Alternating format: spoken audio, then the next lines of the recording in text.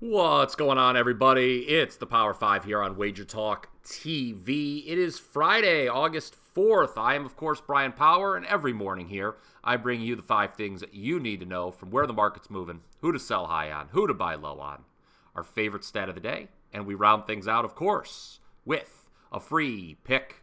That is our power play of the day. Before we get rolling with today's Power 5, of course, I need to remind you one more time, please smash that like button, give this show a thumbs up, and comment away.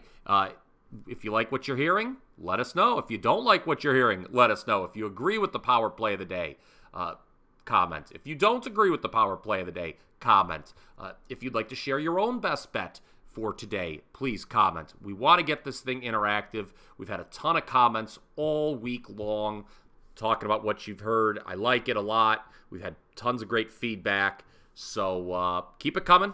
And of course, if you already haven't done so, and I know you have, but just a reminder, please subscribe to the Wager Talk YouTube channel. A ton of great sports betting content each and every day.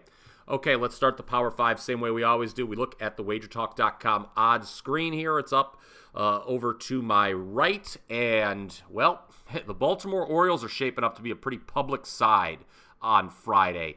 They're actually favored for a change. We talked earlier in the week how they've actually been an underdog in more games this season than they've been favored, have the O's. Last night, I saw the money line get as high as minus 176 at one shop. Currently, it's around minus 170 after opening minus 160. I should mention the Orioles will be facing the Mets, who just got swept in Kansas City and are just a walking corpse right now. Let's be real blunt about their current plight. Dean Kramer on the hill for Baltimore. Team is 16-6 his 22 starts this year, including 5-0 in his 5 July starts. Again, I mentioned earlier in the week, Baltimore has been an underdog more times this season than they've been favored. It is very interesting that as a big favorite Friday, they are shaping up to be the most public side on the board. Okay, for sell high, we're going to go to Kansas City, of all places. And not often you could say sell high on the Royals, but the Royals are the hottest team in all of baseball at the moment, 6-game win streak. But prior to sweeping the Twins and Mets, KC had won just 4 of its previous 33 series. Now, they're on the road, okay? Both those sweeps were at home. And they're facing a Phillies team that's in a real dogfight over in the National League in a hotly contested wild card race. The Phils are big favorites on Friday against the Royals, so we don't want to touch the money line, obviously. So how can we sell high on the Royals? How about playing them under their team total, which is 3.5 plus money right now to bet the under. KC's going against Aaron Nola, who's got a sub-1 whip at home this season. Oh, by the way, Jordan Lyles and his 2-18 team start record on the mound for Kansas City. That's a big part of the reason why the Phillies are such big favorites tonight. But I think the best way to attack this in terms of a value perspective is by playing Kansas City under its team total. Okay, for sell high, or pardon me, for buy low. Kansas City was sell high. The opposite of that's buy low. We're going to turn to the AL Central, the Royals division, and we've got a matchup between the White Sox and Guardians. Who are we going to buy low on here? White Sox have lost 4 in a row. Guardians have lost 3 in a row, and were just swept by Houston, no hit on Wednesday.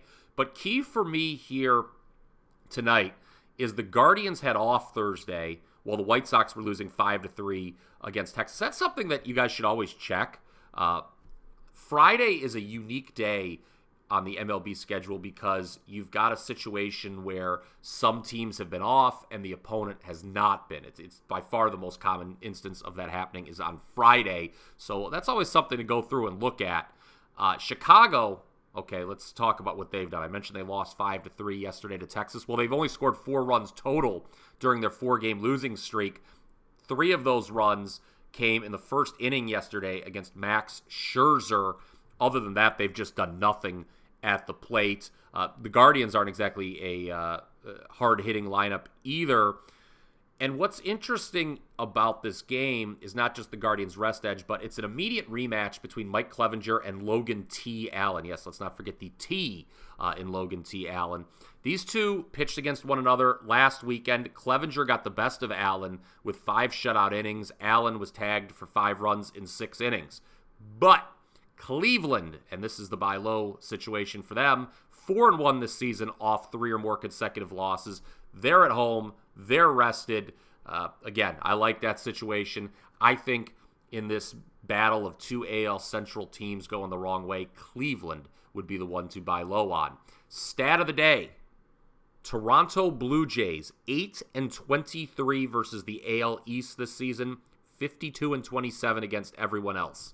Unfortunately for the Jays, this weekend they're in Boston. Not only are they 0-7 against the Red Sox in 2023, but you've got the much maligned Alek Manoah on the hill, and Boston starter James Paxton has pitched very well at Fenway this season. Could be a long night and possibly long weekend for the road team in that AL East matchup between Toronto and Boston. Okay, before we get to the power play of the day, a reminder, college football is on the horizon. Of course, the NFL kicked off last night. I had a nice 4% winner on the over in the Hall of Fame game between the Browns and Jets. A little bit of a sweat. Didn't know if the game was going to finish when the lights went out, but we are 1-0 now this NFL season. But let's get back to college. And why do I want to talk about college football? Well, last season, I finished number 1 at Wager Talk with all college football plays rated 4% or higher. Hit 60% with those. And I also started the year 7-0 with all plays. Right now, you can get all of my college football selections for free through the end of September when you purchase the rest of my MLB season package at Wager Talk. As a reminder, I was Wager Talk's most profitable MLB capper from last year's playoffs through the All-Star break. Head on over to wt.buzz/BP. This special offer, which I believe runs only through Sunday, will save you $300 off the normal price. So please take advantage. Again, that's wt.buzz/BP.